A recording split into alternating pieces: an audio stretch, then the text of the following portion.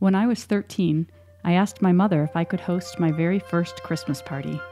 She loved the idea, and together we designed fancy Christmas invitations, baked Christmas cookies, and decorated our basement with festive red and green streamers. I invited 12 people. During the party, one of my friends remarked that it was also Hanukkah. I looked around the room and suddenly had a moment of realization and discomfort. Who here is Jewish? I asked. 11 of them raised their hands. Horrified and embarrassed, I asked, "Why did you come to a Christmas party?" My friends looked at each other. "Because you invited us," my friend replied.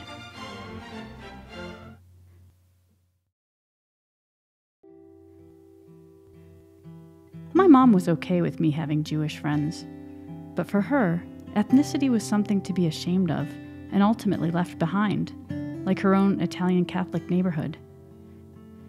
Her traditional role as housewife and mom was her ticket in to the white suburbs, and she wanted the same for me. "It's a man's world," she used to tell me. Maybe it's not a surprise that my diary from 6th grade was filled with heart-shaped crushes on boys and statements like this one: "When I grow up, I want to marry a professor." In school, though, I was learning the unequivocally confident messages of Title IX and Women's Lib and the ERA. So maybe it was a man's world for you, I'd think, but it'll be different for me. I didn't end up marrying a professor. I became one. And my husband takes care of the kids. And I take care of my students. Lately, I've been taking them to South High School. There, they have to sit with people who are very different from them as we watch mainstream media messages together.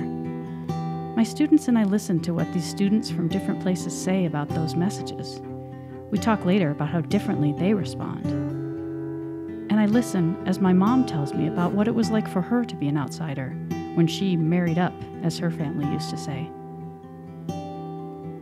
What will my own kids think of their ethnicity and its legacy of nostalgia, aspiration, and complicities? I can't imagine. But I am glad I get to invite them and my students to have their own journeys.